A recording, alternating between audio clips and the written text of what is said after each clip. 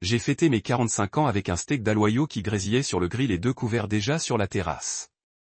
J'ai acheté une bouteille de rouge, un millésime 2015 que je gardais pour un événement spécial. Les verres étaient polis, les serviettes pliées comme Marisol les aimait, et une petite bougie scintillait au milieu de la table.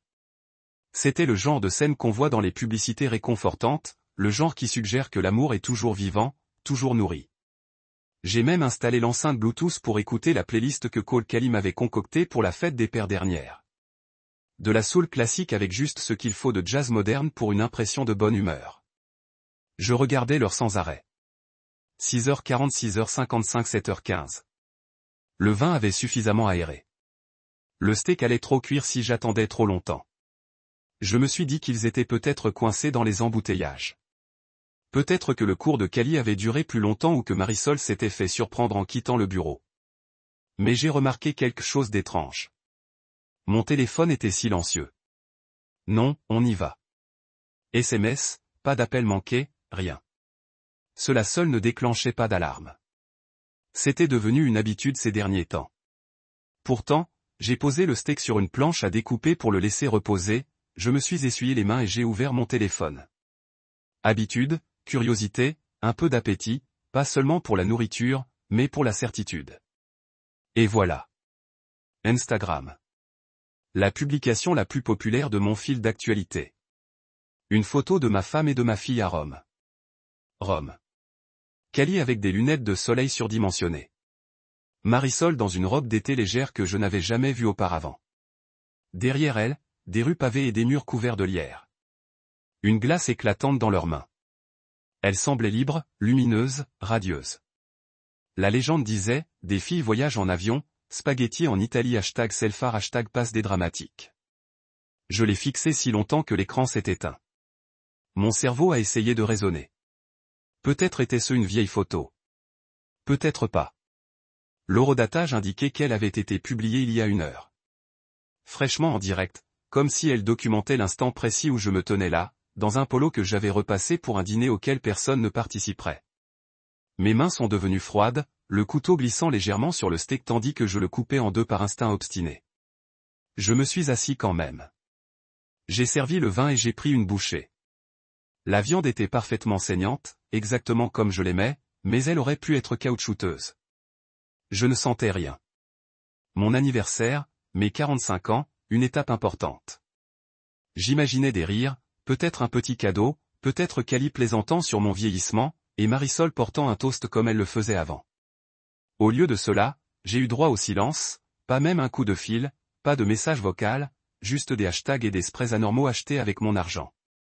Le même argent que, quelques semaines auparavant, nous n'avions pas pu dépenser pour des vacances ensemble. Il m'avait dit qu'il faudrait se serrer la ceinture cette année, que les finances étaient trop serrées pour voyager, que les frais de scolarité étaient élevés, que les factures d'électricité grimpaient. Je les ai toujours crus. J'ai annulé le voyage d'anniversaire que j'avais prévu. J'ai zappé la télé haut de gamme que je voulais. J'ai même viré un peu d'argent sur notre compte commun quand Cali a mentionné un trou dans ses cours. Et pendant ce temps, elle préparait des selfies sous le soleil méditerranéen. J'étais assise à cette table, chaque bougie vacillant, une petite moquerie de ma naïveté. Je n'étais pas en colère, pas au début, juste vide, comme si quelqu'un m'avait vidé les entrailles pour les remplacer par quelque chose. Je fixais la chaise vide en face de moi. Celle où Marisol s'asseyait habituellement, jambes croisées, se plaignant toujours que le steak saignant devrait être un peu plus cuit. Elle riait quand je ripostais, feignant d'être offensé. Cette chaise avait une histoire, un souvenir, et maintenant, une place vacante. J'ai repris mon téléphone et suis allé voir la story de Cali. Plus d'images. Un boomerang d'elle trinquant avec la légende, à Rome, point de bisous. Un panorama lent d'un restaurant doux, spacieux, immaculé avec vue sur l'océan. Une boutique de luxe. Je connaissais cet endroit. Je l'avais cherché une fois en préparant un voyage que nous n'avons jamais fait. Palazzo Verde. Baignoire en marbre blanc 5 étoiles, ferronnerie dorée, petit déjeuner en terrasse avec vue panoramique sur les toits de la ville. J'avais failli réserver pour nos 15 ans. Je me suis souvenu du prix. C'était cher, trop cher, avait dit Marisol. Soyons pragmatiques, avait-elle insisté. Alors, j'ai abandonné, opté pour quelque chose de modeste. Elle avait à peine reconnu l'effort. Et maintenant, ils étaient là, allés et souriants. Pas une seule mention de moi. Pas d'étiquette, pas même un vague souhait de votre présence. Juste du hashtag soin de moi et ma foutue carte de crédit pour chaque part de tiramisu. Je n'ai pas mangé le reste du steak. J'ai reversé le vin dans la bouteille, ne voulant pas le gaspiller, mais sachant que je n'en profiterai pas ce soir. J'ai rassemblé les assiettes, les serviettes, j'ai éteint la musique. L'enceinte a émis un petit bip triste en se déconnectant. J'ai bien aimé. Je savais que la soirée était finie avant même d'avoir commencé. Je suis rentré et je me suis assise au bord du lit. Leurs oreillers étaient toujours là. La peluche de Cali était toujours posée près de la table de nuit. Un souvenir d'enfance qu'elle n'a jamais rangé. La maison était silencieuse, étrangement silencieuse. Pas de tiroir qui claquait, pas de sèche-cheveux qui ronronnaient dans le couloir, pas de rire qui résonnait sur les murs.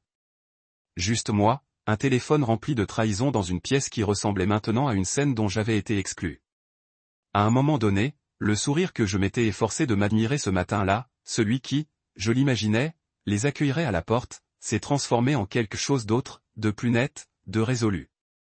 Ni de la rage, ni de la tristesse, juste un changement, une prise de conscience. Ils m'avaient laissé derrière eux, et pas seulement ce soir. Lentement, au fil des années, ils ont pris leur distance, réécrit le récit si subtilement que je n'ai vu les retouches que lorsqu'ils sirotaient des cocktails à l'autre bout du monde. Et maintenant, je n'étais plus seulement hors de la photo. Je n'étais même plus dans le cadre. J'ai donc fait la vaisselle, éteint la lumière de la véranda et me suis assise devant mon ordinateur portable, car s'il pouvait disparaître sans prévenir, je le pouvais aussi. Je me souviens de chaque détail maintenant, de chaque mot prononcé par Myrissol, de chaque changement de voix lorsqu'elle m'a expliqué pourquoi nous avions dû annuler notre anniversaire de mariage. C'était un mardi. Elle se tenait près de l'évier de la cuisine, vêtue d'un de ces pulls trop grands qui, disait-elle, la mettaient à l'aise tout en étant productive. Je venais de transférer $420 sur notre compte joint pour le voyage que je préparais en secret depuis des mois. Un chalet au bord d'un lac dans le Vermont avec terrasse privée. Du vin et du bois de chauffage nous attendaient. Juste nous deux. Une occasion de se ressourcer. Mais elle m'a regardé par-dessus son épaule, a soupiré et a dit, « Chérie, on va devoir faire l'impasse cette année. » La facture d'électricité était salée, et Cali parlait d'avoir peut-être besoin d'un soutien supplémentaire pour ses cours optionnels. Tu sais comment sont les frais de scolarité. Je n'ai pas bronché. J'ai juste hoché la tête, parce que c'est ce qu'on fait quand on aime quelqu'un. On fait en sorte que ça marche. On fait confiance. On croit aux gens avec qui on a bâti sa vie. J'ai proposé un transfert un peu plus important juste pour faciliter les choses. Elle a souri. Mon Dieu, elle a souri si gentiment et a dit, « Tu es toujours si gentil avec nous. » Et voilà. C'était le mensonge. Soigné et livré avec un air qui donnait l'impression que c'était la vérité. Mais ce n'était pas la facture. Et ce n'était pas les frais de scolarité. C'était Rome. C'était le Palazzo Verde. Un hôtel 5 étoiles avec des plafonds peints à la main et un service de conciergerie incluant réservation de yacht et recommandation de parfums sur mesure. Je connaissais l'endroit. Je me souvenais avoir trouvé une brochure à ce sujet dans un de ses tiroirs. Elle disait que c'était pour un tableau de visualisation. J'ignorais complètement que c'était un plan. Et maintenant, en temps réel, je voyais les résultats de ce mensonge se dérouler sur les réseaux sociaux comme une sorte de documentaire de voyage tordu. Il ne le cachait pas. Il ne retardait même pas les publications pour faire croire que ça n'arriverait pas maintenant. Aucune tentative de déni plausible, juste une joie sans filtre, des hashtags soigneusement choisis et des sourires à $100 financés par un homme qu'il n'avait même pas la décence d'appeler. Je continuais à faire défiler la page, les yeux secs, le cœur se creusant lentement. Cali avait posté une vidéo de leur suite. La vue imprenable sur la mer terrienne, les draps d'un blanc immaculé, l'immense baignoire. Quand ta mère est un génie, avait-elle légendé. Génie. Ce mot s'est emparé de moi. Car quel genre de géniement à son mari, manipule sa gentillesse et apprend à sa fille que la trahison ressemble à un lien? J'ai cliqué sur l'étiquette de localisation de l'hôtel. Des centaines de photos sont apparues. De la nourriture qui ressemblait à de l'art, des bougies lors des dîners sur le balcon, des pétales de fleurs sur les oreillers. Je me suis demandé si Myrissol avait demandé quelque chose de spécial pour elle et Cali. Avait-elle trinqué à la liberté? Avait-elle ri de ce que je faisais en regardant le soleil se coucher derrière les toits? Pensait-elle que je ne le découvrirais pas? Ou pire, s'en fichait-il? Un message m'a marqué. Ce n'était même pas le leur. C'était un moment en arrière-plan de l'histoire de quelqu'un d'autre, une vue panoramique du jardin sur le toit de l'hôtel. Et là, à peine nette, mais indéniablement elle, se trouvaient Marisol et Cali. Leurs têtes rapprochées, riant. Cali tenant un sac de course avec un logo de créateur romain que je ne pouvais prononcer. Marisol sirotant un verre de Proco. Elles semblaient à l'aise, insensibles aux conséquences, comme si elles étaient entrées dans un monde nouveau où je n'existais pas. Et de retour chez moi, notre maison, j'étais assise à côté d'un ballon dégonflé, celui que Cali scotchait au frigo chaque année. Joyeux anniversaire, papa. Et des lettres dorées délavées. Cette année, rien. Juste le silence. Un silence si pesant qu'il semblait instrumentalisé. Le steak avait refroidi, mais je ne l'avais pas jeté. Je l'avais laissé là, dans l'assiette, intact depuis le dernier, mais je l'avais avalé par habitude. Je me suis servi un autre verre de vin, car tant qu'à avaler la vérité, autant la faire passer avec quelque chose de convenable, et j'ai fixé la bougie. La cire avait coulé sur les parois, durcie en forme tordue, comme une frise chronologique figée de la nuit qui fondait. Ce qui m'a le plus frappé, ce n'était pas la trahison en elle-même, mais la désinvolture avec laquelle elle avait été menée. Aucune dispute, aucune tension préalable. Juste un échange fluide d'affection contre de la distance, de vérité contre du luxe. Ils avaient tout bien planifié. J'imagine, au moment où ils ont réservé le vol, comment ils ont dû se justifier. On a besoin de ça. Il ne s'en souciera pas. Il comprendra. Non, ils ont juste supposé que je ne le découvrirais jamais. Que je resterais confortablement insensible. Le fournisseur toujours confiant, trop fidèle pour remettre en question ceux qu'il aimait. Je me suis levé et suis allé dans le couloir. Son écharpe était toujours accrochée au crochet près de la porte. Les baskets de Cali, d'un blanc éclatant avec des lacets lavande, étaient posées à côté du banc. Leurs affaires, leur odeur, leur présence étaient toujours là, mais leur loyauté avait depuis longtemps fait ses valises et pris l'avion. J'ai ouvert le tiroir où nous gardions les factures et les reçus. Les frais de scolarité de Cali avaient été payés des semaines auparavant. J'ai vu la confirmation. Alors, où était passé le virement supplémentaire? Puis je l'ai trouvé. Un email d'itinéraire imprimé et soigneusement plié derrière une pile de magazines. Daté de 2 jours avant qu'elle ne m'annonce que nous devions annuler notre anniversaire. La confirmation de réservation du Palazzo Verde. Le total de 8 738 $. Chambre, soins au spa, forfait dîner, visite privée des jardins du Vatican, et le paiement? Ma carte, celle que j'utilisais uniquement pour les grandes occasions. C'était là, noir sur blanc. Ma générosité s'est transformée en leur escapade. Mes projets effacés, remplacés par des vacances qui ne laissaient même pas de place pour un appel téléphonique. Je me suis rassis à table. Le bûcher froid, la bougie éteinte, le silence. Et j'ai pris une décision. Ce ne serait pas une de ces histoires où l'homme pardonne et oublie. Là où il attend des excuses qui ne viennent jamais. Là où il rationalise la trahison parce que c'est plus facile que la confrontation. Non, cette fois, le silence me servirait. Il me protégerait, me guiderait. Ils avaient pris mon argent, ma confiance et mon anniversaire. Mais ils n'avaient pas pris mon nom. Ils n'avaient pas pris ma maison. Ils n'avaient pas pris cette partie de moi qui avait enfin compris que l'amour sans respect n'est qu'une laisse. Et j'en avais assez de la porter. J'ai ouvert mon ordinateur portable et commencé à taper. Le sommeil n'est pas venu cette nuit-là. Pas parce que je bouillonnais, ni même parce que j'étais triste. Je ne pouvais tout simplement pas m'empêcher de le voir. Les images, les mensonges cousus de cachemire et de filtres de coucher de soleil. La chaleur des photos qu'il publiait contrastait si violemment avec le froid qui me transperçait la poitrine. J'étais allongé là, à fixer le ventilateur de plafond qui tournait au-dessus de moi, à écouter le bourdonnement de la maison silencieuse. Notre maison. Ma maison. L'endroit pour lequel j'avais travaillé, lutté, payé. Les murs que j'avais peints avec Marisol. La crédence de la cuisine que nous avions choisie ensemble. Le bureau dans le couloir où Cali avait percuté le mur avec son vélo à 8 ans. Tout cela, chaque centimètre carré de souvenirs, d'efforts, de sueur et de patience, m'appartenait. Mais la clarté, maintenant, l'était tout autant.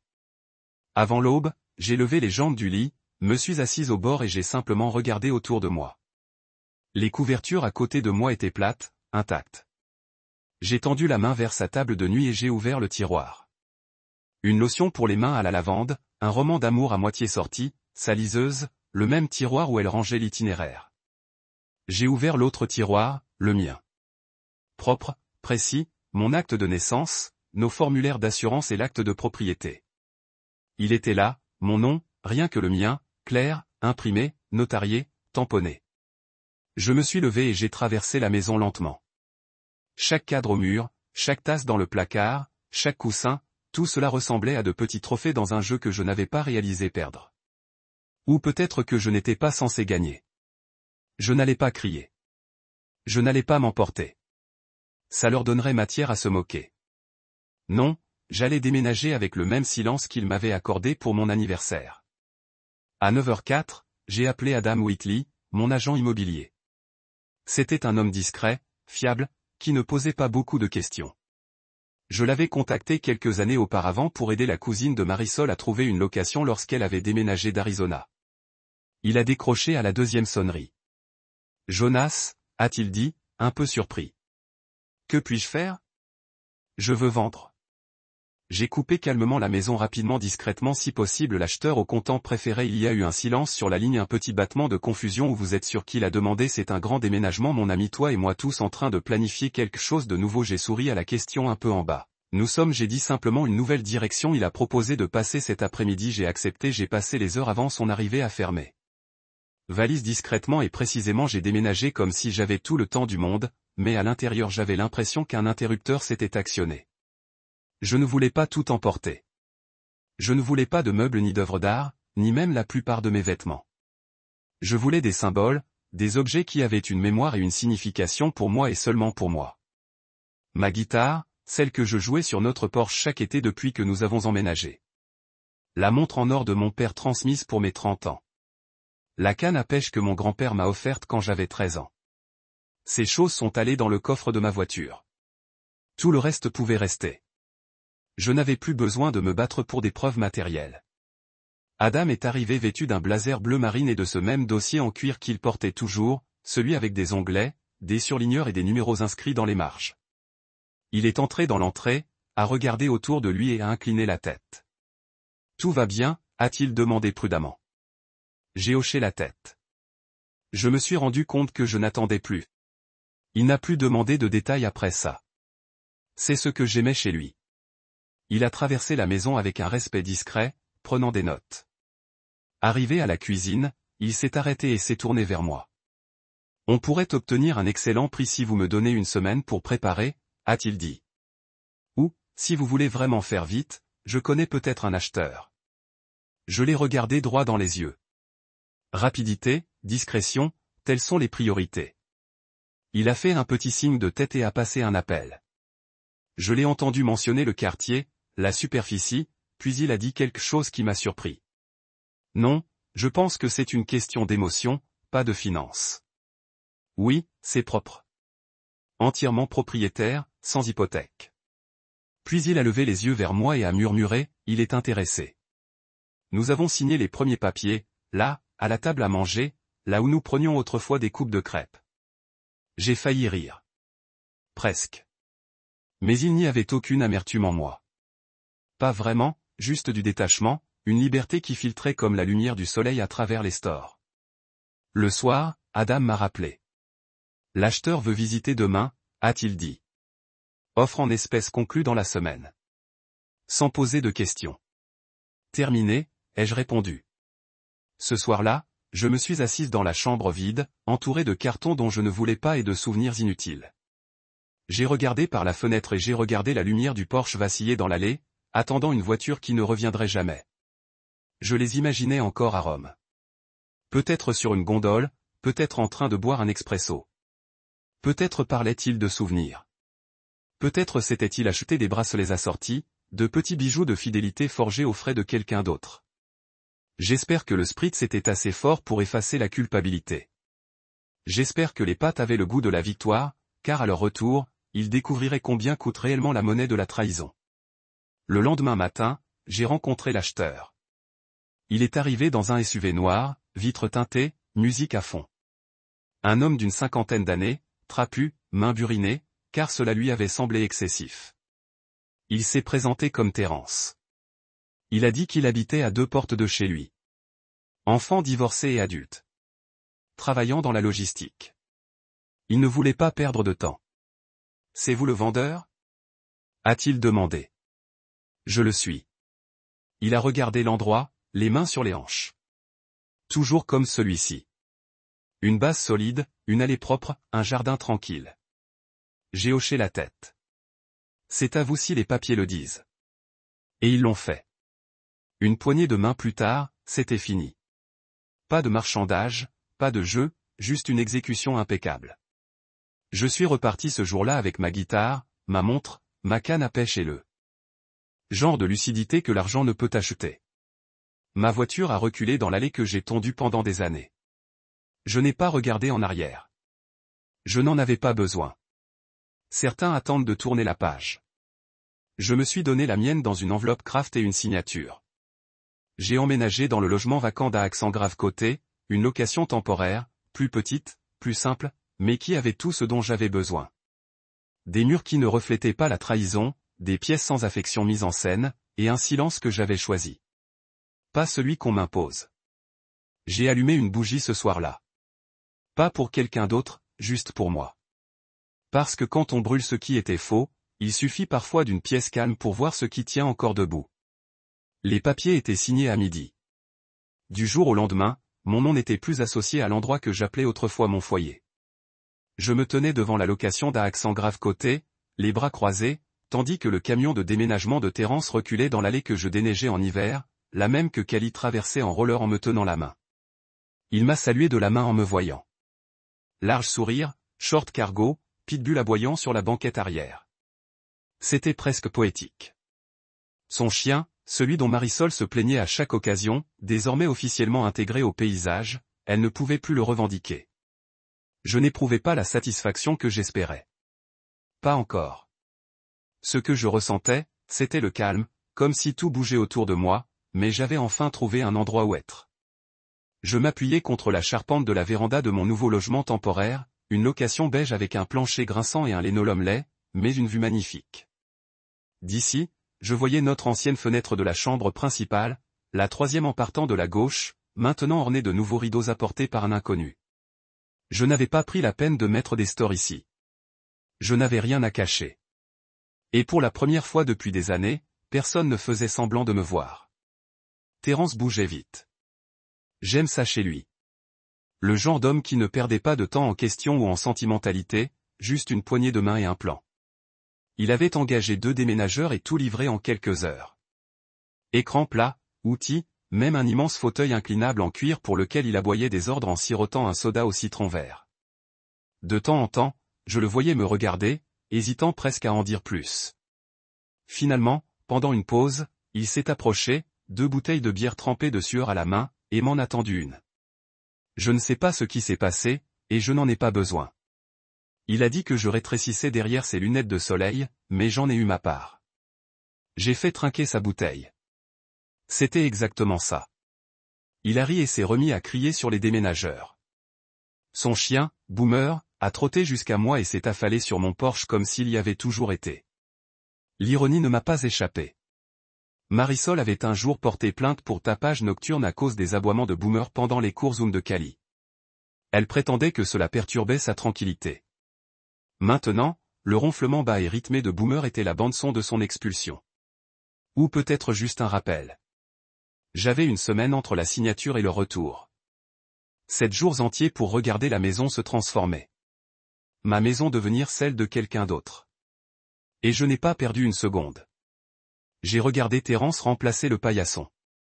Je les ai vus repeindre le gris que nous avions choisi ensemble lors de ce week-end de 2016 où nous avions juré de faire enfin de cet endroit notre chez nous. J'ai regardé les meubles s'installer. Nouveau cadre, nouvelles ombres derrière les fenêtres. J'écoutais la musique de Terran le soir.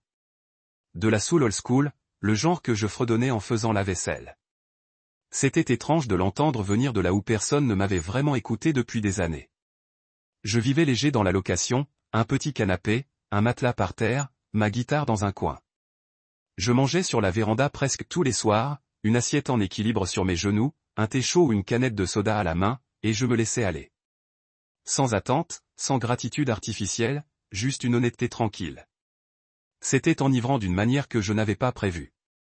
Je n'avais plus besoin de me produire. Je n'avais plus besoin de demander si quelqu'un allait bien ni de marcher sur des œufs si l'ambiance changeait. Je n'avais plus besoin de faire semblant de ne pas remarquer combien souvent mon nom était oublié dans les conversations, les projets et les légendes des photos. Et puis jeudi arriva. Il revint en milieu d'après-midi. Un élégant SUV noir s'arrêta dans l'allée qui ne m'appartenait plus. J'en reconnus le bruit avant même de le voir. La playlist préférée de Kali à fond. Des rires. Le bruit des roues de bagages heurtant le béton. Je restais assise sur ma véranda, un livre de poche ouvert dans mes mains, en partie calme comme de l'eau calme. Marisol sortit la première. Elle portait un chapeau de soleil à large bord, le genre qui crie luxe et droit, et des lunettes de soleil surdimensionnées. Sa peau était caressée par le soleil italien, son poignet teinté de nouveaux bracelets. Elle s'arrêta à mi-chemin de la porte d'entrée, tirant ses bagages derrière elle. Kali la suivit, parlant trop fort sur son téléphone jusqu'à ce qu'elle lève les yeux et sourit à leur côté de la maison. Ce sourire ne dura pas. Marisol tendit la main vers la porte d'entrée comme si elle lui appartenait, comme si sa mémoire musculaire la sauverait. Elle glissa sa clé et tourna. Rien. Elle fronça les sourcils, essaya de nouveau, secoua la serrure plus fort, toujours rien. Puis elle se figea, les yeux plissés par la caméra de la sonnette. Elle avait changé. Plus petite maintenant, plus élégante, pas la nôtre. Kali venait juste de commencer à demander, la porte est-elle défectueuse quand elle a remarqué le panneau, Foral, toujours sur la pelouse, affiché comme vendu. Sa bouche s'entr'ouvrit, la confusion se transformant en incrédulité. Marisol fixa le panneau comme s'il était né de la fumée et des mensonges. Puis retentit le bruit du verrou tournant. Terence ouvrant la porte. « Puis-je vous aider ?» demanda-t-il, tenant un sandwich à moitié mangé dans une main et la laisse de Boomer dans l'autre. Marisol cligna des yeux et recula d'un pas. « C'est notre maison. » Terence regarda le panneau par-dessus son épaule. « Plus maintenant. » Elle secoua la tête, désorientée, les lèvres entr'ouvertes pour protester, mais il sortit calmement un document de sa poche, le reçu de vérité. Fermé depuis 3 jours. Entièrement légal. Titre de propriété acquitté. Je peux vous montrer les papiers si vous voulez.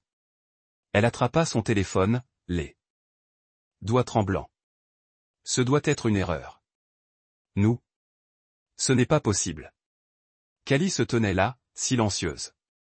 Je scrutais la maison comme si elle l'avait trahi. Puis elle m'a vu. Son visage s'est tourné. Elle a pointé du doigt. Papa.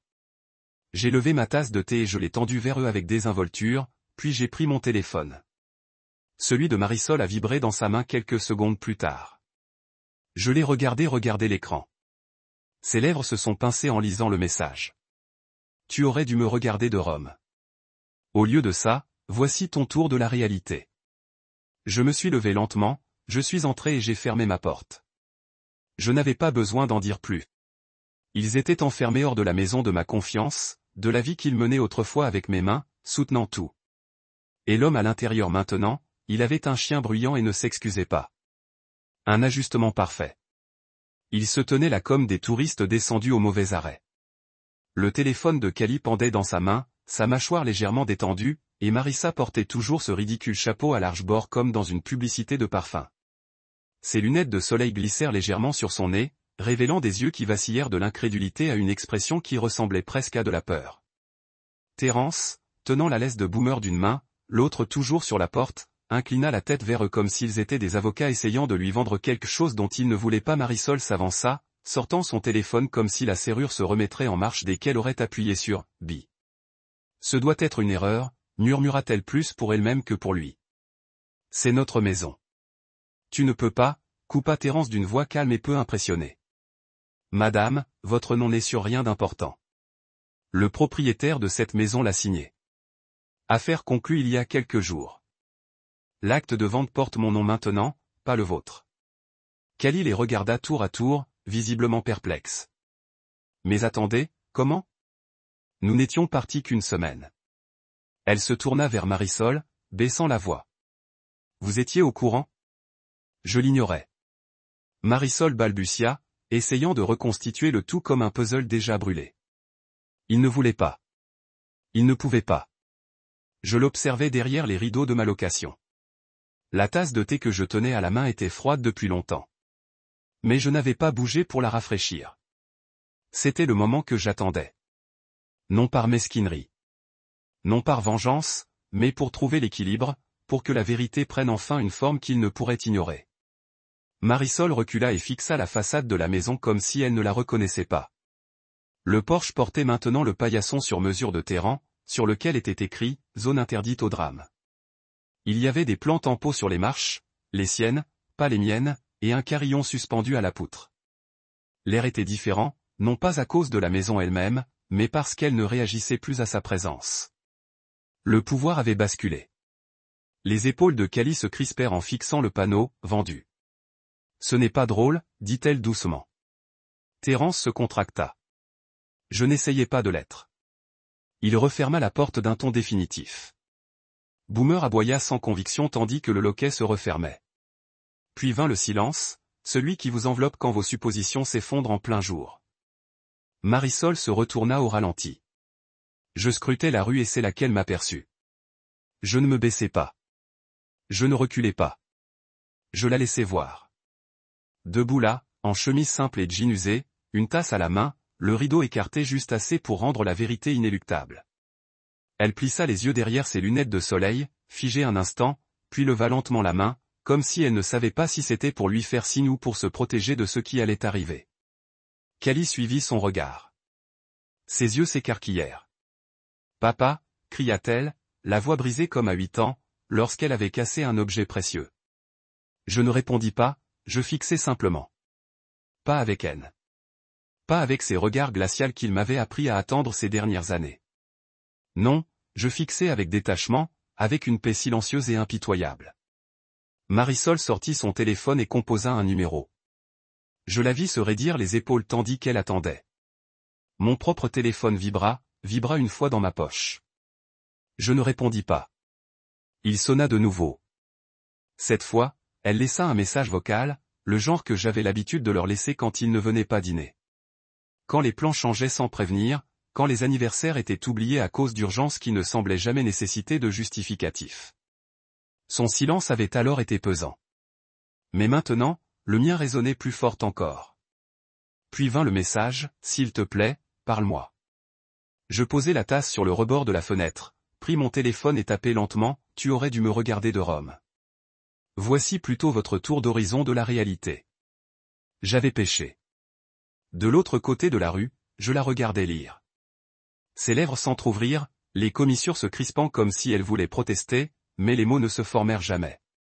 Cali regarda par-dessus son épaule, perplexe. Qu'avait-il dit? Marisol ne répondit pas. Elle glissa le téléphone dans son sac et resta plantée là, les mains molles le long du corps. Il n'y eut ni mise en scène, ni gémissement, ni accès de colère. Cela viendrait plus tard, je le soupçonnais. Mais à cet instant, tout ce qu'ils avaient, c'était le poids brut des conséquences qui arrivaient enfin sans tambour ni trompette. Ils retournèrent lentement vers le SUV, comme si la gravité était plus forte maintenant, comme si la trahison avait pétrifié leurs os. Cali s'arrêta près du bord de la pelouse, se retourna et regarda de nouveau la maison. Son regard parcourut le porche, les fenêtres, et se posa finalement sur l'endroit où j'accrochais le carillon qu'elle avait fabriqué en cours d'art plastique en 6e. Il avait disparu, maintenant, emballé comme la confiance qu'elle avait dépensée. Les années sans réaliser étaient finies. Je me suis rassis et j'ai regardé le SUV s'éloigner. Pas de klaxon, pas de signe de la main, juste des pneus sur l'asphalte et une ombre qui passait sans bruit. Cette nuit-là, le quartier semblait différent. Terence avait une lumière sur son Porsche plus vive que la mienne, et Boomer aboyait à chaque ombre comme s'il annonçait un nouveau départ. Cela ne me dérangeait pas. Ce n'était plus mon Porsche, mais la paix que je ressentais en sachant qu'ils n'avaient plus d'endroit où se cacher de leur choix était plus réconfortante que le silence. J'ai mieux dormi cette nuit-là que depuis des années. Pas de culpabilité, pas de doute sur mes pensées. Pas de dispute. Nocturne sur le ton ou l'intention. Juste du repos. Et quelque part à l'autre bout de la ville, probablement chez sa sœur, j'ai imaginé Marissa allongée, éveillée. Non pas parce que je lui manquais, mais parce que, pour la première fois dans son monde organisé et contrôlé par son image, elle ne trouvait pas l'angle qui la faisait passer pour la victime. Elle est partie en voyage entre filles en Italie. Elle est rentrée chez elle et a trouvé le paillasson d'accueil de quelqu'un d'autre. Du commerce équitable. Je n'ai pas pris la peine de mettre un réveil. Je savais exactement à quelle heure il rentrerait. J'ai vécu avec Marisol assez longtemps pour connaître ses habitudes, même celles qu'elle ignorait. C'était une créature structurée déguisée en spontanéité, toujours soigneusement chaotique. Et Cali. Eh bien, elle suivait les indications de sa mère comme une danseuse suivant le rythme. Alors, quand j'ai entendu le retour du SUV le lendemain matin, tôt avant que la plupart du quartier ne s'éveille, j'étais déjà debout, déjà assise dans le salon de ma location avec ma tasse de café noir et le rideau légèrement tiré. Les oiseaux commençaient tout juste leurs chants matinaux. Ça aurait dû être paisible, et ça l'était pour moi. J'ai vu la portière de la voiture claquer plus fort que nécessaire. Marisol était déjà en feu. Son visage était crispé d'incrédulité, la fureur si serrée dans sa mâchoire qu'on aurait dit qu'elle allait se casser les dents. Elle s'est précipitée vers la maison et a commencé à secouer la poignée de la porte comme si elle lui devait des excuses. Terence était déjà parti travailler. Son pick-up avait disparu, mais Boomer aboyait depuis à l'intérieur. Un son grave et guttural qui correspondait à l'ambiance. « C'est notre maison », hurla-t-elle en claquant la porte du poing. « Ouvrez cette foutue porte. Ce n'est pas légal. Ce n'est pas légal. » Sa voix a rebondi dans la rue tranquille, en réveillant quelques oiseaux et probablement des voisins, mais aucun d'eux n'est sorti. Personne ne veut interrompre un effondrement, en particulier un si fort que cela ne secoue que le matin. Les briques se sont séparées et a fait en sorte que Marisol est tournée dans les cheveux. Moment. Réalité. Elle l'a vu instantanément, sa main tombait comme si elle avait été piquée, l'écran de téléphone brillant toujours alors qu'elle se tenait gelée sur la pelouse. Pendant un moment, la fureur s'arrêta, étouffée par l'incrédulité. Et puis le cri, fort, non filtré, brut avec la prise de conscience que ce n'était pas temporaire, que ce n'était pas une farce ou une tactique effrayante ou une leçon dont elle pouvait manipuler son chemin. « C'est cruel, Jonas », cria-t-elle, sortant du porche et tournant pour faire face à la maison à côté. Quel genre d'homme fait-il à sa famille? Je suis resté calme, marchai lentement vers la fenêtre et tira complètement le rideau. Nos yeux se sont verrouillés sur la courte étendue de l'allée. J'ai de nouveau levé ma tasse, pas un sourire narquois, pas une raillerie, juste une reconnaissance. Elle m'a vu, et pour la première fois depuis des années, elle m'a vraiment vu. La voix de Cali a franchi la tension, un murmure en comparaison. « Papa, s'il te plaît. Que se passe-t-il? Pourquoi faites-vous cela ?» Cette question était la dernière étincelle d'illusion qui fait ma mâchoire tendue. J'ai ouvert la porte lentement et je suis sorti sur le porche, l'air croustillant contre ma peau, le poids de tout derrière moi, plus quelque chose que je devais porter. Je n'ai pas crié. Je n'en avais pas besoin. Ma voix était stable comme je l'ai dit. Vous avez grillé à Venise pendant que je mangeais mon dîner d'anniversaire seul. Vous avez publié des photos de luxe pendant que je me suis assis à côté d'un steak froid. Et un silence que vous avez tous deux orchestré. J'ai décidé de vous donner le même vide que vous m'avez donné. Cali a fait un pas en avant. Mais la maison que vous l'avez vendue sans nous le dire. Je l'ai regardée, cette moue familière se glissant dans son expression, celle qu'elle a utilisée pour sortir des ennuis. Celui que Marisol a enseigné à son entraînement dans une performance d'innocence. Mais je ne regardais plus une fille. Je regardais quelqu'un qui avait appris à valoriser le réconfort par rapport au respect. Tu ne m'as même pas appelé Cali. Vous n'avez pas envoyé de SMS. Vous n'avez pas enregistré. J'ai payé le voyage que vous m'avez dit que nous ne pouvions pas nous permettre, puis vous avez tous les deux disparu. Marisol est intervenue maintenant, la voix tremblant. Ce n'est pas comme toi, Jonas. Vous n'avez jamais été vindicatif. J'ai presque ri. C'est le point, non? Vous comptiez sur moi étant prévisible, doux, indulgent. Vous pensiez que vous pouviez dépenser mon argent, oublier mon anniversaire, mentir sur les frais de scolarité, et je suis juste là en attendant à bras ouverts. Mais vous êtes sorti émotionnellement bien avant de faire un sac. Je rattrape juste. Son visage se tordit, les lèvres bouclées autour de quelque chose d'amer. C'est sans cœur. Je suis descendu du porche, s'approchant lentement du trottoir où ils se tenaient tous les deux. Vous voulez parler de yacht? J'ai demandé, voix maintenant, bas, stable. Parlons de regarder votre mari vieillir et de prétendre qu'il est invisible. Parlons d'élever une fille qui ne tressaillit même pas lorsque son père est exclu. Vous voulez un cœur sans cœur? Regardez dans un miroir, Mirissol. Regardez cette publication Instagram. Regardez cette photo souriante à Rome. C'est sans cœur. C'est l'équilibre. Elle ouvrit la bouche pour tirer en arrière, mais rien n'est venu.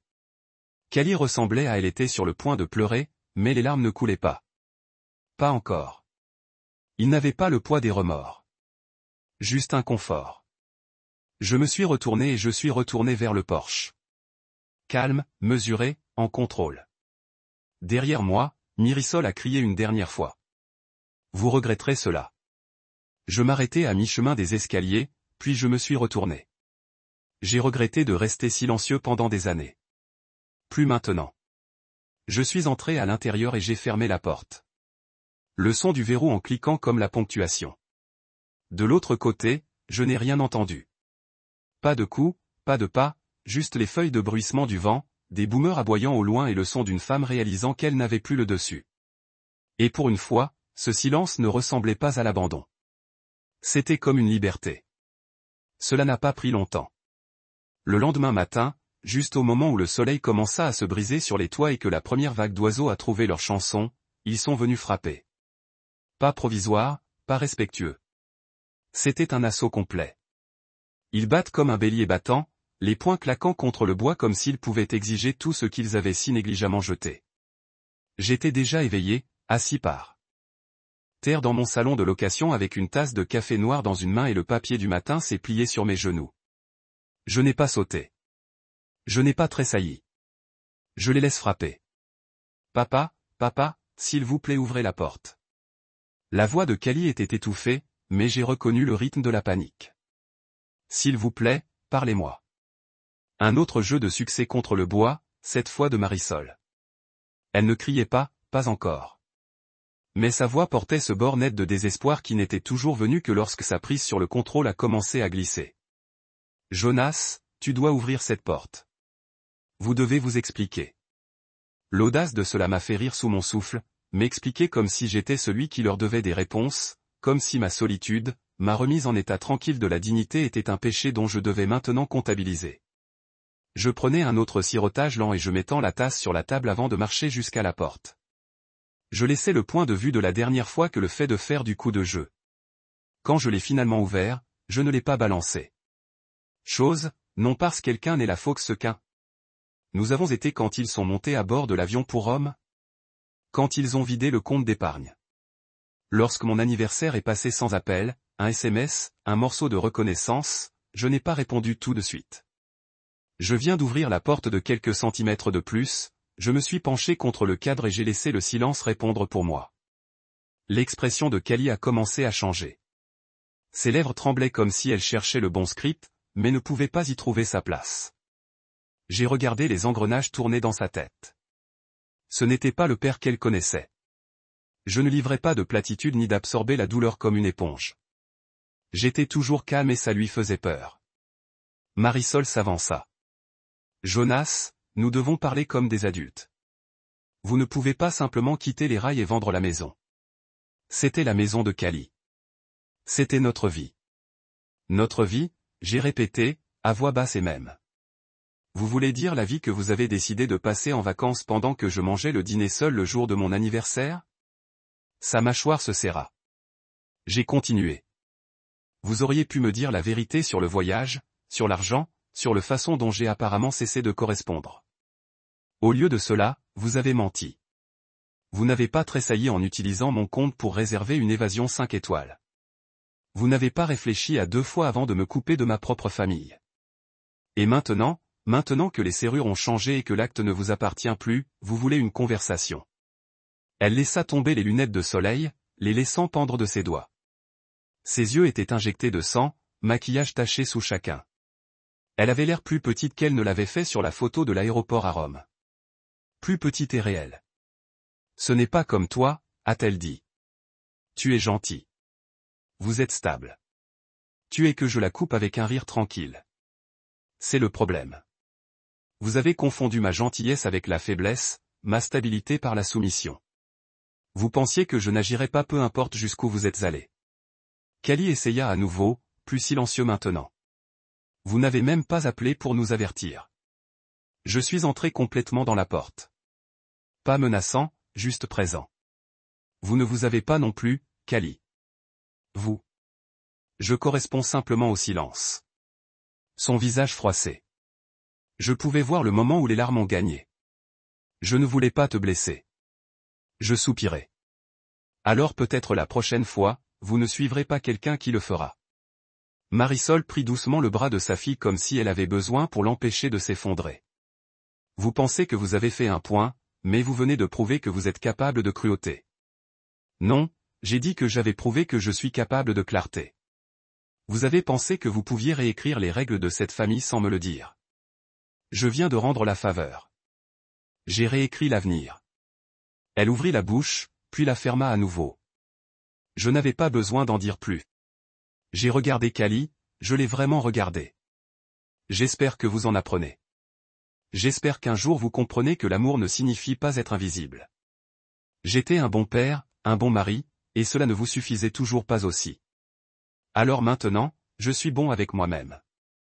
Marisol a tendu la main comme si elle pourrait toucher mon bras, pourrait me relancer dans ce vieux rythme prévisible. J'ai reculé doucement en fermant la porte entre nous et de l'autre côté, il n'y avait que respirer puis reculer les pas. Je ne les ai pas regardés s'éloigner cette fois. Je n'en avais pas besoin. Ils m'avaient déjà quitté bien avant que la maison ne vende. Tout ce que j'ai fait, c'est répondre tranquillement, de manière décisive et pour une fois pas trop tard. Ils ont tout essayé après ce coup. Pas des excuses, jamais cela, mais des stratégies. Tout d'abord, c'était l'incrédulité, puis les accusations. Le lendemain matin, j'ai ouvert ma boîte de réception pour trouver un email de Marisol avec une ligne d'objet qui disait « Un éclaircissement légal nécessaire ». En dessous, un peu de papier en tête d'une entreprise locale, je savais qu'elle n'avait pas intervenu depuis notre refinancement en 2016, demandant une réunion pour discuter des allégations de propriété et de la restitution. Restitution. Je me suis assis à ma table à manger de fortune dans la location. Vraiment juste un petit bureau que j'avais réutilisé et souri. Non pas parce que j'ai trouvé tout cela drôle, mais parce que c'était un manuel. Le moment de contrôle glisse, des gens comme Marisol se bousculent pour que le sol se tient. Et quand la culpabilité ne gagne pas, ils atteignent les documents. Mais ce qu'elle ne semblait pas comprendre, même maintenant, c'est que je n'avais pas bougé émotionnellement jusqu'à ce que j'avais déjà verrouillé tous les détails légalement. Il n'y avait pas d'échappatoire, pas de zone grise. La maison avait toujours été à moi, achetée sous mon nom. Hypothèque signée par ma main seule. J'ai été celui qui s'est qualifié pour le prêt tandis que le crédit de Marisol était en convalescence après un faux pas en début de carrière avec une start-up infructueuse. Nous ne l'avons jamais ajouté à l'acte. Elle a dit à l'époque ce n'était pas nécessaire. Il ne s'agit pas de qui le nom est sur papier, m'a-t-elle dit après l'avoir suggéré. Nous sommes une équipe. Ce qu'elle voulait dire, bien sûr, était tant que j'en profitais, les détails techniques n'ont pas d'importance. J'ai déterré le dossier de fichier intitulé Résidence principale 2008 à partir de la boîte à côté de mon bureau. Chaque document était net, copié, notarisé. J'ai feuilleté les onglets comme si je revisitais un ancien plan de bataille. Relevé hypothécaire, assurance, reçu d'impôt foncier, même les garanties de l'appareil. Le tout sous mon nom, tous organisés, tous à l'abri de la rotation émotionnelle. J'ai transmis les copies numérisées de l'acte et le reçu de vente de clôture à l'avocat énuméré dans son email. Pas de message, aucune explication, juste des pièces jointes avec une vérité froide et incontestable. Ils n'ont pas répondu. Au lieu de cela, j'ai entendu à nouveau Cali, cette fois à travers une série de textes qui se balançaient sauvagement entre blessures et confusion. Comment pourriez-vous faire cela sans me le dire? Je pensais que tu nous aimais. Vous ne nous avez même pas avertis.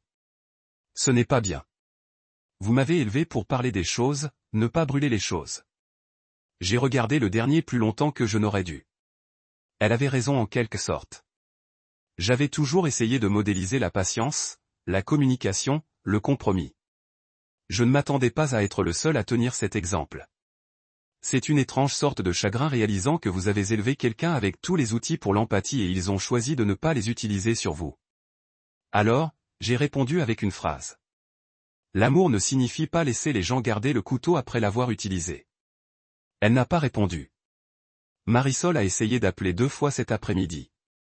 J'ai regardé l'anneau du téléphone de l'autre côté de la pièce, laissé-le bourdonner. Elle n'a laissé aucune messagerie vocale. J'imagine qu'elle ne savait pas quoi dire qui ne l'expose pas davantage. Parce qu'au moment où nous nous sommes assis devant n'importe quel juge, s'il en arrivait jamais, elle devrait expliquer pourquoi elle a utilisé des fonds marqués pour les frais de scolarité et des factures sur une fête romaine avec des traitements de spa et des visites privées. Elle devrait expliquer pourquoi il n'y avait pas de contrat, pas de convention de propriété partagée, rien qui ne lui donnait pas de pied légal. Parce que j'avais tous les noms sur l'acte, sur les comptes, sur les antécédents de la stratégie de virage du silence, même la voiture qu'elle a conduite, louée sous mon crédit, même l'utilitaire qu'elle a essayé d'armement à la création de ma carte de mail sur ma carte. Je n'ai jamais pensé à la quantité de l'infrastructure que j'ai transportée jusqu'à ce que je la laisse tomber. Ce qui est drôle, c'est que je ne l'ai jamais planifié de cette façon. Je n'ai pas amorti le pouvoir de la mesquinerie. J'ai pris la responsabilité parce que je pensais que cela signifiait quelque chose parce qu'ils m'ont demandé. Parce qu'ils m'ont fait confiance et je leur ai fait confiance jusqu'à ce que la confiance se transforme en dépendance et en dépendance se transformant en l'hypothèse et l'hypothèse transformée en abus enveloppé dans la politesse. J'avais toujours été le fournisseur d'arrière-plan, le moteur calme qui a propulsé nos vies pendant qu'ils chassaient l'esthétique et l'attention. J'ai acheté la maison, elle l'a décorée, j'ai payé les factures, elle a posté les dîners, je suis resté à la maison, ils ont posé devant les piscines de l'hôtel, réclamant du temps de qualité dans des endroits où je n'avais jamais été invité. Plus maintenant. Plus tard dans la soirée, je me suis assis dehors sur le minuscule porche de la location. La chaise grinça sous moi, le bois un peu déformé, mais cela ne me dérangeait pas. J'avais un cahier sur mes genoux, un stylo tapant contre le bord. Je ne faisais pas de journalisation. J'énumais les choses, les noms d'articles, les obligations, les souvenirs qui étaient à moi. Des choses dont je n'avais pas besoin de m'excuser. Des choses qui avaient de la valeur parce que je leur ai donné de la valeur, pas parce que quelqu'un d'autre les a approuvées. Ma guitare, la mienne, mon temps, le mien. Le silence dans cet espace, le mien, mon nom, non dilué par le drame de quelqu'un d'autre, le mien. Il ne pouvait pas prendre ça. Pas avec des emails, pas avec des larmes, pas avec une manipulation déguisée en réconciliation. Je me souviens du début des années où Marissa s'asseyait à côté de moi sur ce porche, sirotant du vin, esquissant les rénovations de rêve dans un cahier que nous n'avons jamais rempli. À l'époque, elle demandait ce que je voulais, où je nous voyais. Elle a écouté, ou du moins prétendu. Mais au fil du temps, ces questions se sont arrêtées. Et quand je leur ai demandé en retour, ils ont été brossés. Nous allons le découvrir, disait-elle. Vivons juste dans l'instant. Je ne savais pas que le moment était Rome sans moi. Je ne savais pas que je le pensais signifier que je serais finalement traité comme un fantôme dans ma propre vie. Mais maintenant, la maison était partie. Pour eux, pour moi, j'avais à nouveau une maison. Même si elle était plus petite, même si elle était louée, elle était sans performance, sans prétention. Il ne faisait écho à mes pensées, à mon souffle, à mon rire quand il est revenu. Personne ne me regardant, personne n'utilisant mon nom comme code de débit. Alors, quand les gens me demandent comment je pourrais vendre la maison sans en discuter, je dis cela. J'ai tout discuté pendant des années avec ma présence, ma patience, ma cohérence. Ils n'ont tout simplement pas écouté. Mais l'acte qui a écouté qui tenait mon nom quand personne d'autre ne le ferait. Elle ne portait pas de maquillage quand elle s'est présentée cette fois. Pas de lunettes de soleil, pas de prétention, juste un t-shirt ridé, pas de bijoux et un regard sur son visage qui planait quelque part entre le défi et l'effondrement. Je l'ai vue marcher du coin de la rue, lente, incertaine, mais déterminée à atteindre mon Porsche comme si c'était son dernier recours. Boomer aboya une fois de la fenêtre de Terran à côté, puis se retira dans son coin. Même lui savait que ce n'était pas un moment à interférer. Marisol s'arrêta au bord du Porsche, sa main traînant le long de la rampe comme si elle touchait quelque chose que quelque chose pourrait l'ancrer. Elle regarda autour de la peinture à la puce, la plante affaissée que j'ai oublié d'arroser, la chaise pliante que j'utilisais au lieu de meuble. Et puis elle m'a regardé.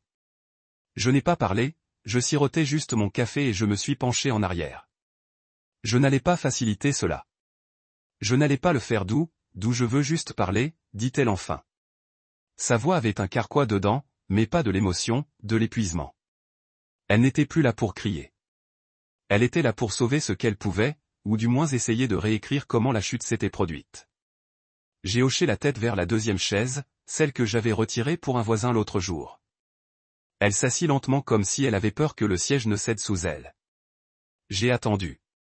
Après un moment, elle a rompu le silence. Vous nous humiliez. Je l'ai regardée. Laissez les mots s'asseoir. Elle n'a pas tressailli. Elle a minutié. Je me suis expiré par le nez, puis j'ai rencontré son regard. Vous m'avez laissé seul pour mon anniversaire et dépensé mon argent pour un voyage dont vous avez menti. Vous n'avez pas appelé. Vous n'avez pas envoyé de SMS. Vous avez publié des photos d'impératifs de coucher de soleil comme je n'existais pas. Et maintenant, vous êtes contrarié que le monde ne soit pas resté sur son axe à votre retour. Ce n'était pas censé être comme ça, murmura-t-elle, les yeux tombant à ses mains. Nous n'essayions pas de blesser vous. Non, ai-je demandé, voix plus nette maintenant. Alors qu'est-ce que tu faisais, Marisol? Éduquer Cali sur l'apparence de la trahison en haute définition. Lui apprendre qu'il est normal de laisser quelqu'un derrière lui tant que l'éclairage est bon. Elle avait l'air de l'avoir giflé. Je n'ai pas élevé la voix.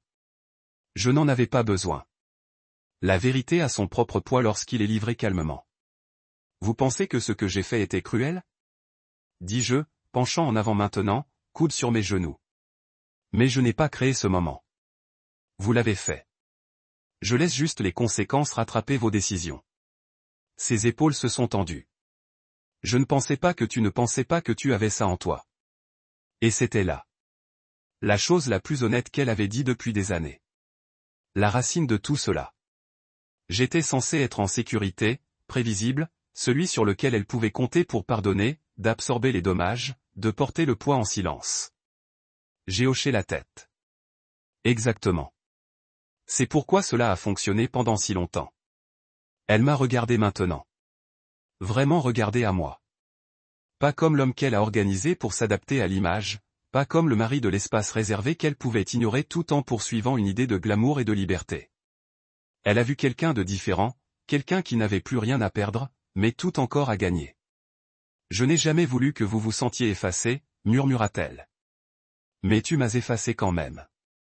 Le silence s'étendait entre nous, serré et tendu. La brise a attrapé l'ourlet de sa chemise. Les feuilles de bruissement donnant au moment une bande sonore qu'elle ne méritait pas. Elle se redressa un peu. Je suis resté chez mes sœurs. Cali ne me parle pas. Elle est en colère. Elle pense que tout cela est de ma faute. J'ai fait un petit rire sans humour. Fille intelligente, elle soupira. Je ne veux pas que ça se termine comme ça. Qu'est-ce que c'est exactement, Marisol? J'ai demandé. La maison, le mariage, l'illusion. Parce que, laissez-moi être clair, je n'ai rien terminé. J'ai juste arrêté de me mentir. Elle cligna des yeux forts. Ses mains se serra dans ses genoux comme si elle essayait d'en séduire version d'elle-même de ses paumes. Tu étais toujours si calme, a-t-elle dit. Même quand j'ai poussé, même lorsque j'ai traversé les lignes, j'ai hoché la tête. C'était mon erreur. Je me suis trompé pour être bon. Je pensais que si je gardais encore l'eau, personne ne remarquerait combien je me noyais. Ses lèvres tremblaient maintenant. Nous étions malheureux. Je ne savais pas comment le dire, alors vous avez plutôt volé pour Rome. Elle détourna les yeux. Je me suis penché en arrière. Je ne suis plus en colère. Et c'est ce qui aggrave cela pour vous. Tu pensais que je rage. Je pensais que je t'escouragerais ou te poursuivre. Je vous prie d'expliquer. Mais j'ai fini d'expliquer des choses que les gens qui m'aiment ne devraient jamais avoir besoin de clarifier. Je pensais que tu serais toujours là. Exactement. Et c'est pourquoi vous avez cessé de vous présenter. Parce que tu pensais que je ne le ferais jamais. Des larmes ont finalement jailli dans ses yeux. Mais je ne l'ai pas atteint. Plus maintenant. C'était un homme que j'étais. Il vivait dans une maison que je ne possédais plus. Je suis désolé, a-t-elle dit. Calme. Authentique. Mais trop tard. J'ai hoché la tête. Je te crois. Cela signifie-t-il? Non, je coupe doucement. Cela signifie que je crois que vous êtes désolé, mais cela ne change pas ce que vous avez fait. Et cela ne veut pas dire que je veux que tu reviennes. Elle avait l'air d'avoir avalé quelque chose d'amer. Vous avez utilisé ma gentillesse comme filet de sécurité. Marisol. Vous avez appris à notre fille à faire de même. Et puis vous avez tous les deux quitté la plongée et vous vous attendiez à ce que je vous attrape avec un sourire. Mais j'ai fini de jouer. J'ai fini d'amortir vos atterrissages. Elle se tenait lentement. Ses jambes étaient tremblantes. Je me tenais aussi, ouvris la porte derrière moi. Elle recula. Alors c'est tout. J'ai hoché la tête une fois. C'est l'équilibre. Elle avait l'air de vouloir dire autre chose. Un plaidoyer, une menace, un souvenir à armer, mais rien n'est venu. Juste le poids d'être tenu responsable. Elle se retourna et reparta plus lentement cette fois. Pas de drame, pas de ligne de sortie, juste du silence. Je suis reculé à l'intérieur, j'ai fermé la porte et j'ai laissé la paix reprendre sa place. Certaines personnes appellent la vérité cruelle, mais je sais mieux. La vérité ne détruit pas, révèle-t-il. Et parfois, la chose la plus aimante que vous puissiez faire est d'arrêter de protéger les gens. La première fois que j'ai ouvert toutes les fenêtres à la fois, la maison avait l'impression qu'elle expirait. Une douce brise a balayé le salon, bruissant le bord d'un mince rideau et poussant le péché de douleur fraîche dans chaque coin. Ce n'était pas beaucoup, cette location, mais c'était la mienne maintenant. Au moins, l'air à l'intérieur était honnête. Les murs ne portaient pas d'arguments. Le sol n'a pas fait l'écho au poids d'un amour qui s'était depuis longtemps effondré sous la pression des performances. C'était juste un espace, silencieux, lumineux, sans vergogne simple. J'avais repeint le porche le week-end après la dernière visite de Marisol. Pas par dépit, pour ne rien couvrir, mais parce que je voulais quelque chose qui ressemblait à un début, quelque chose de frais. J'ai choisi un versage en sourdine. Rien flashy, rien de tendance, juste doux et terreux, quelque chose sur lequel un homme pouvait boire son café en paix. J'ai planté des tournesols et des pots incompatibles par les marches, sans se soucier qu'ils se penchât de manière inégale. Ils tournèrent toujours leur visage vers le soleil, et en quelque sorte cela semblait suffisant. Chaque matin, je me suis assis sur ce porche avec ma tasse et j'ai regardé le monde éveillé. Certains voisins ont hoché la tête.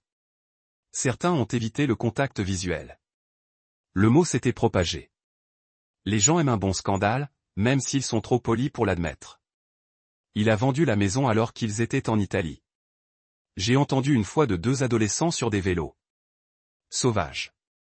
L'un d'eux chuchota, souriant comme si je venais de casser le 4e mur de la banlieue. Je ne les ai pas corrigés, je les ai laissés penser à ce qu'ils voulaient. Les gens le font toujours. La vérité était que je ne l'ai pas fait pour être sauvage. Je l'ai fait pour respirer. Et maintenant je le pouvais. L'étrange chose était à quelle vitesse la paix s'est installée. Et une fois que j'ai cessé de me battre pour quelque chose qui m'avait déjà quitté, les nuits étaient à nouveau silencieuses. J'ai dormi sans serrer ma mâchoire. J'ai mangé sans attendre que quelqu'un demande ce qui n'allait pas.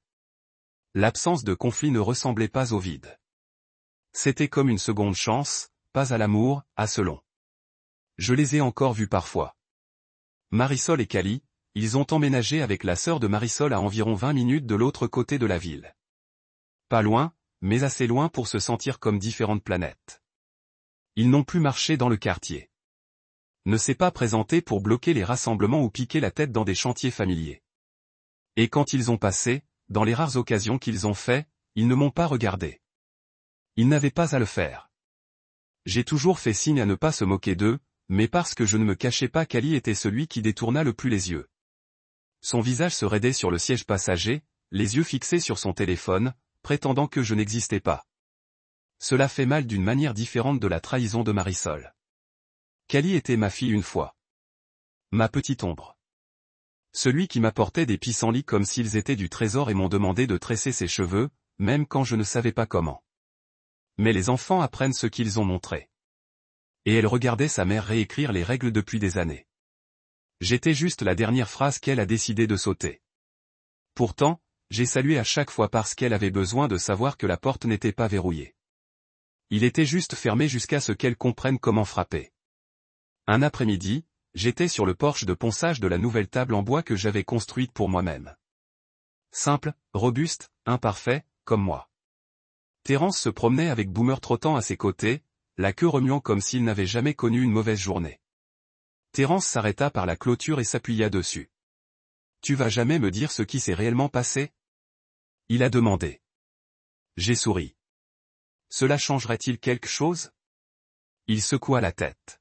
« Non, j'aime juste savoir ce qui fait qu'un homme se réveille et a finalement retourné l'échec. » Je n'ai pas répondu tout de suite.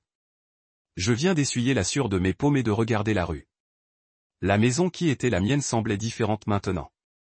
De nouvelles fleurs, une couche fraîche de peinture, des jouets de Boomer dispersés sur la cour. Ce n'était plus un monument à ma douleur. C'était la vie de quelqu'un d'autre maintenant. Et étrangement, j'aime ça.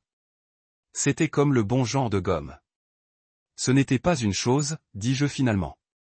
Il s'agissait de 1000 petits licenciements, d'une centaine de mots avalés, d'une vie de se présenter aux personnes qui ont cessé de me voir. Terence hocha la tête comme s'il avait déjà entendu cette chanson. Et maintenant, j'ai regardé le porche, les tournesols se penchant vers la lumière, la table construite de mes propres mains, le silence qui ne suffoquait plus. Maintenant, je me réveille et tout ce que je vois m'appartient à nouveau, j'ai dit. Pas au sens juridique. Dans le seul sens. Il a frappé sa main une fois sur la clôture. C'est le vrai genre. Après son départ, je me suis assis sur le porche pendant longtemps, j'ai regardé les ombres s'étirer de l'autre côté de la rue. J'ai pensé à la quantité d'énergie que je passais à essayer de prouver ma valeur. À la maison, dans les conversations, même dans les silences où j'ai attendu la gratitude qui n'est jamais venue. C'est épuisant d'essayer d'être vu par des gens qui refusent de regarder. Mais ce porche ne m'a rien demandé. Il n'a pas retenu l'affection. Il n'a pas armé la distance. Cela m'a juste tenu tranquillement. Cette nuit-là, j'ai préparé un dîner pour un. Pâtes, pain à l'ail, un peu de vin rouge. J'ai allumé une seule bougie, pas par solitude, mais par respect de la paix. J'ai allumé un disque, quelque chose de doux et lent, et je me suis assis à la table avec une serviette pliée, un livre usé à côté de moi, et le jugement de personne ne pendait en l'air. Ce n'était pas la vie que je prévoyais, mais c'était la vie que j'ai récupérée. Et il s'avère qu'il y a quelque chose de sain à récupérer votre propre putain d'histoire. À propos de dire que cela se termine avec moi et de ne pas avoir besoin d'applaudissements pour le valider. Parce qu'une maison n'est que des murs. Mais une maison est partout où vous n'avez plus à expliquer pourquoi votre silence est enfin plus fort que leur bruit. Et ce porche, cette paix, ce café du matin et le sourire tranquille, c'est à la maison.